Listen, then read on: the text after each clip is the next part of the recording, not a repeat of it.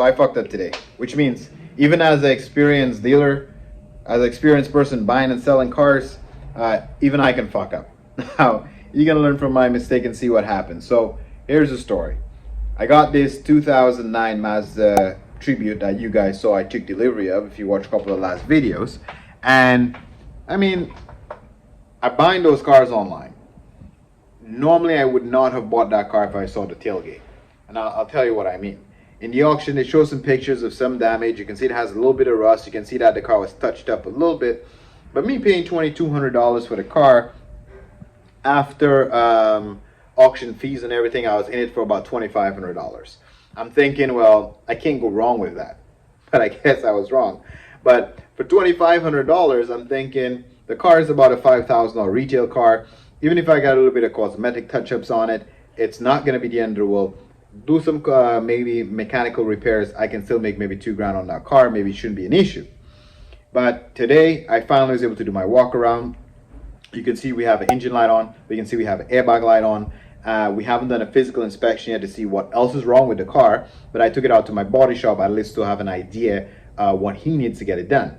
He quoted me $1,200, not including tailgate. He said the tailgate is not fixable. I gotta find him a tailgate, and then he need to go ahead and paint it. And the reason why it's not fixable is on the outside of the tailgate, it looks like a little bit of rust, but when you flip the door open on the inside, it's really rotted out. So, you know, you can't put lipstick on that. You gotta fix it proper. So if I have to call one of my scrapyard guys for a tailgate, it's gonna cost me $450 for the tailgate.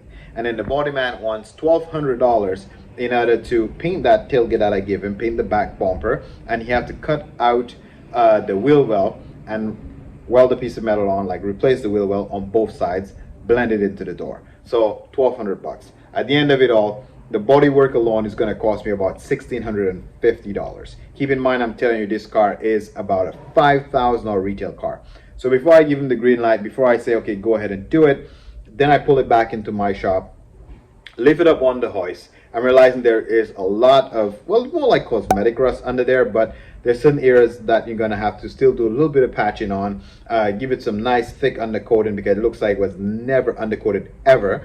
The rear diff is leaking oil. Also, the rear axle seals on both sides of that diff is also leaking. The oil pan is leaking, and on top of the engine head, maybe a valve cover is leaking. So very easily looking at my cost.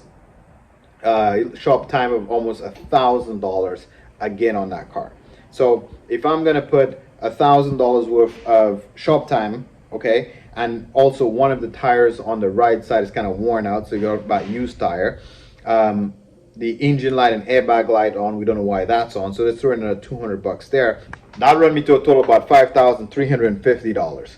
So if I'm saying it's a $5,000 retail car, I'm spending all of this money to get the car retail ready, and I'll already be down $350. So if somebody come and pay me the average market price on the car, I'm losing $350. I have to hope and pray that somebody's going to buy it from me over the market value because mine look the best, and it's an all-wheel drive with leather. It's gonna because it's an all-wheel drive with leather. Low kilometers, 140K. So I'll wait for somebody to pay me $6,300, $6,500 just to make $1,000 in the car. Okay. So what I decided to do to save my ass and save myself from this is I'm gonna post this car as is online for $3,800. So $3,800. Somebody's gonna come and try to beat me down and pay me maybe $3,500. I'll make $1,000 for doing nothing. I bought the car at the auction. I brought it to my shop. I posted online. I'm not even gonna wash the bloody thing. I'm gonna put it online. Somebody will buy that car because if somebody's paying $3,500 for this car, the car mechanically runs well. I'm pretty sure they're not gonna change the tailgate or those side wheel wells just to get a safety.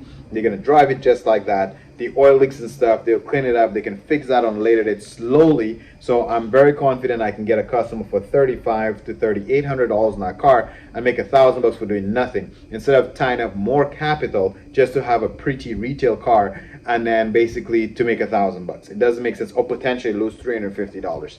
So you have to keep in mind when you're selling cars is a numbers game. So you don't get too emotional attached to the cars, and it's about numbers and moving metal. So you buy a car, if you fuck up, acknowledge your fuck up early and figure out how to exit that fuck up by actually losing, because sometimes you lose minimum money or still trying to break even or make some money. In my case, I believe if I don't put any more money in this car and I try to sell it as is to maybe an exporter or somebody who is basically driving it themselves as a side project and will fix it slowly, it'll be a great truck for somebody for that price. So this was my fuck up this week, and this is how I'm going to solve it. This is how I'm going to fix it. So if I can fuck up, so could you. So if you make a mistake, don't be too hard on yourself. Try to figure out how the fuck to get out of that mistake, and keep grinding, keep hustling. You'll make that money. Peace.